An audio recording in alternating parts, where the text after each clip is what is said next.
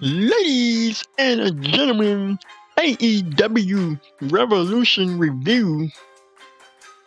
What the hell was that? What was that? You can find me on Twitter at 2SweetPod, the number 2, SweetPod, and at OMGRVP. What was that? Look, man, overall, I thought it was a really good pay-per-view. But sometimes the ending is all people will remember. And here we are. We're going to start right with it.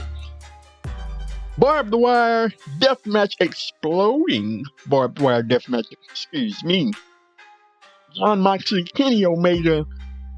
I said, right when they were coming out, the emphasis, I said, this has to be brutal. And you know what? The match was brutal. We got a lot of brutal spots. We got the exploding barbed wire bat. Didn't see that one coming. Mox breaking the submission with the rope. The rope explodes. Like a lot of good spots, man. We got John Moxley bleeding all over the place like 1980s Ric Flair. A lot of big spots that I enjoyed. And I thought that the explosions, they teased it like it was going to be the Japan explosions, and it wasn't quite that. But you know what? I can live with what they gave us. Nevertheless, the Good Brothers come down. They help Kenny Omega get the victory. And Kenny Omega retains the championship. And as they were doing that, as they were beating out Moxley, I said, well, they didn't get to 30 minutes. And I would have liked to have seen what they had planned, but they won. And you know what? That's that. You know what? I looked past it. I didn't have a problem with that. They ended the match beforehand. And if the pay-per-view would have ended like that, we wouldn't be here today where we are talking about this. And you know what we're talking about. Look, man. They land the beat down on Moxley, and all of a sudden the commentary says the ring is going to explode regardless. Eddie Kingston comes down, and I actually thought it was a nice touch that, you know what, they're really friends, so Eddie Kingston wants to save his boy, and we get the Chris Jericho Y2J countdown on the big screen, and so I'm just sitting in my chair like, oh my God, we're going to have this big show, Brock Lesnar ring falls down type of moment. Stuff is gonna explode. And we get some measly pyro. And that was it.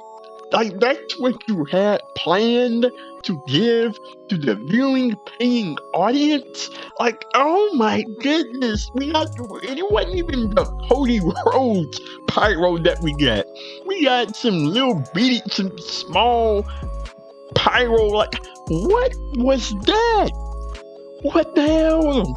Like, AEW, what was that, man? Like, you sold us down this road, and this was the whole pay-per-view. You overhype, and you well, not the whole pay-per-view, just a few moments where you overhype and you underdeliver. And this was one of them. You overhype, the ring exploding, and that's what we got. That's not on the fans, that's on them overhyping. Like, they didn't have to put that stipulation there. If they didn't put the stipulation there, we wouldn't be here today. But nevertheless, fans, I got a scoop for you. I got some secret video evidence that no one is talking about, no one has. This is the secret camera angle of the ring exploding. Hold on, I got something for y'all. Here we go, they're getting set in. There it is. There it is. That's the secret video evidence. Oh man, that's evidence. And wait, I have a secret image. No, I'm not playing this time. A secret image from last night. Bang, 360. Oh, you can't laugh about this. I don't know who you are. Like, you can't laugh at the expense of AEW right here. I don't know who you are. Like,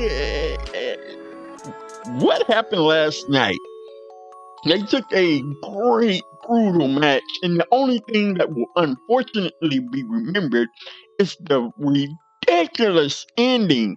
It will go down as stuff that, like, if you look at Fiend Seth Rollins, like, the only thing we remember is what? The end. And that was a bad match. This was Moxley Omega was an awesome match. Fiend Randy Orton. The only thing we remember is Randy Orton burning them at the end. And the only thing we will really remember as time goes on is this ending, the ridiculous pyro, for otherwise a fantastic matchup, man.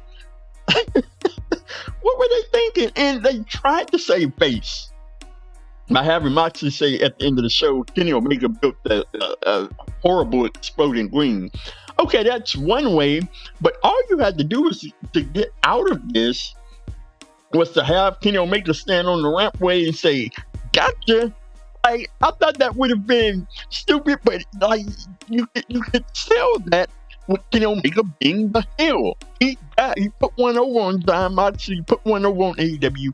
They could have went down that route. However, they didn't. And we got what we got. So, moving on here, man. Oh, that was a real knee slapper. Oh, that weak pyro. They had the Gilbert pyro. Oh, let me move on. Let me regain myself. The street fight. Sting. Darby Allin. Ricky Starks, Brian Cage. We had the cinematic matchup, and as I take a drink of water right there, I really needed it.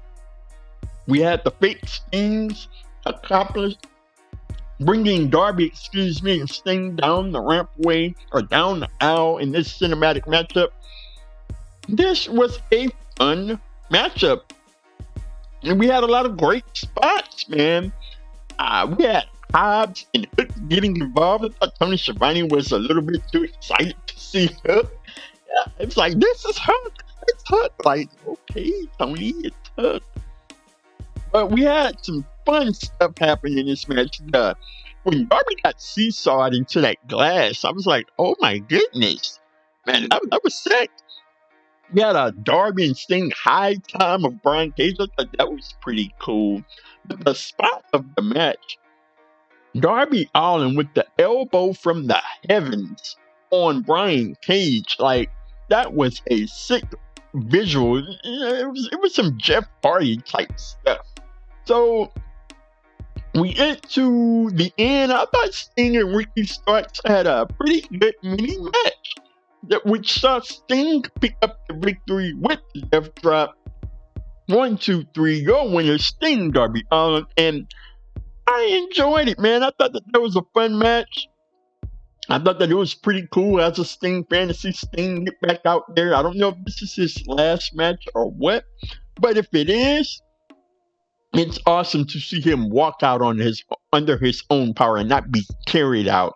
So, you know what, man? I enjoyed it, and we'll see what happens with Sting going forward. Now, moving on, we had the big mystery. Who was the mystery person that got signed with AEW? Now, I told y'all, overhyped, underdeliver. And they hyped this up as a Hall of Fame worthy candidate.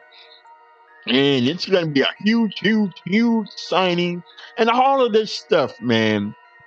Like, we had all this hype, and this time, the fans rightfully had the right to get their hopes sky high. Normally, it's the fans where I blame. And I always look at situations like these and I say, well, that's on y'all. Y'all should have got your hopes that high. Well, Tony Khan it was his fault this time. It was him in the Big Show saying it was a Hall of Fame worthy signing, that it was going to be a huge, huge, huge deal. So people's expectations got up to Punk and Brock Lesnar. And we got Christian. Like, Christian is an awesome, awesome, awesome talent. And otherwise, Had they had Christian come out of nowhere with no build, man, that would have been a tremendous moment of the year type of moment. But we had all that hype, and so when Christian comes out, it's like, that's a letdown, man. And that's the way I felt. I felt like it was a letdown after all of that hype. Even though I love Christian, and he's going to do some great things at AEW, and how in the world did WWE let that guy get away when Edge is there? Like, I have no idea. This is going to be a small footnote in history for Christian's AEW career, but in the meantime, between time, you didn't have to hype it up like that, man. You could just let the man walk out, and it would have been a hell of a good moment. So moving on, we had the AEW ladder match, and there was a literal brass ring at the top in the middle of the ring. I absolutely love that. Like, Vince McMahon, you gotta go grab the brass ring. I love it.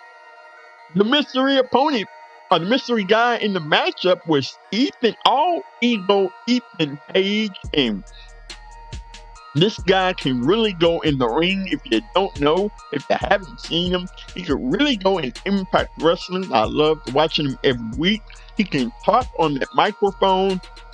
And he's going to be a fantastic addition to AEW. So, moving on into the match, I thought that this was an awesome match, but Pentagon, man, he really started to get on my nerves. Like, I know he's in, as I watch him from Lucha Underground in Impact now, he really likes to stun people. He really likes to get the crowd involved. But man, the brass ring is up to climb the ladder. He's spending minutes on top of minutes talking and gyrating for the crowd. I'm like, go grab the ring. So that was one thing that annoyed me. But otherwise, this was a fantastic matchup with a lot of fantastic spots. The Canadian Destroyer on Cody Rhodes on the ladder. Even Cody Rhodes doing the Mick Foley and coming back after injury. I thought that was a nice touch as well. I love Jake Roberts getting involved. And this was a fantastic matchup. Scorpio Sky, Reach for the Sky, picks up the victory. And I thought that was the absolute right person to win this matchup. And Scorpio Sky versus Darby Allin this week on AEW Dynamite. What happens here? You know what? I wouldn't be mad with either result, but I think whether it's Wednesday or in the future, that TNT title should be Scorpio Sky's. I don't know when it is, but it should be his at some point. Moving on, we had Hangman Page versus Matt Hardy, and man, I've really lost my zeal for Matt Hardy in AEW. Like, when they paired him up with Private Party, I was like, okay, I'll give it a chance. But Matt Hardy and Private Party has lost momentum in this partnership. So, yeah, I'm just not that interested in Matt anymore. But what we got here was a slow-moving match in the beginning. One that picked up toward the end. We had some great near falls in this matchup. I really thought that Matt Hardy was going to win at one point when Private Party got involved. But the Dark Order comes down. They save the day for Hangman. Hangman picks up the victory. And we have this huge hug, this big embrace with Hangman and the Dark Order.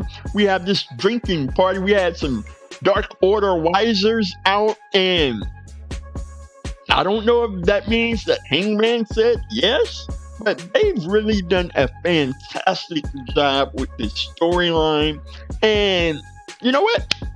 I didn't like it at first. I gotta give them a hand, because I didn't like it at first, but they've drawn me in with great storytelling. I will always say storytelling and storylines will always be greater than wrestling. Always. So they've done a good job at drawing me in there. And yes, I really like that. Moving on, we had Miro. We had Kip Sabian versus Chuck Taylor and Orange Cassidy. We had the beatdown backstage. I really enjoyed that. And we got Miro and Kip Sabian off to a strong start. Orange Cassidy comes back. This is one thing I didn't like. Orange Cassidy comes back selling the beatdown. Okay, cool. But 5 seconds later, he's magically healed? Like, I didn't like that. Wasn't the biggest fan of it. But nevertheless, what we got after that was a fast-paced match. We had, this is key here. Miro runs into Penelope Ford, and I think there's going to be some tension there. And I think Miro needs to break away from Kip Sabian. I hope that happens. But nevertheless, Miro picks up the victory, and rightfully so. Hopefully he gets some momentum going out of this matchup. Moving on, we had Ryo Mizunami versus Shida, and I really thought, as it pertains to the women's tournament, I thought that either Thunder Rosa or Britt Baker should have won that match, no questions asked.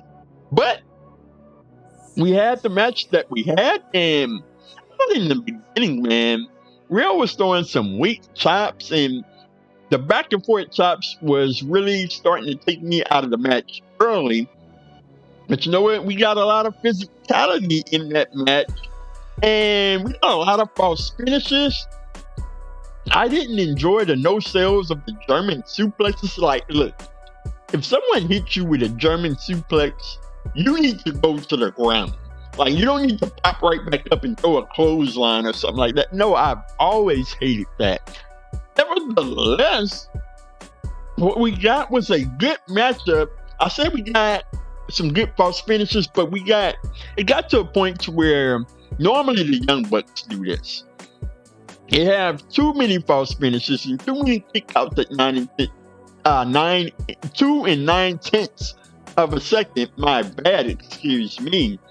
And it just takes you out of the match. That's what we had in this matchup here. Nevertheless, Shida picks up the victory, the right result, and overall, a match that I enjoyed. Well done, ladies. Good job.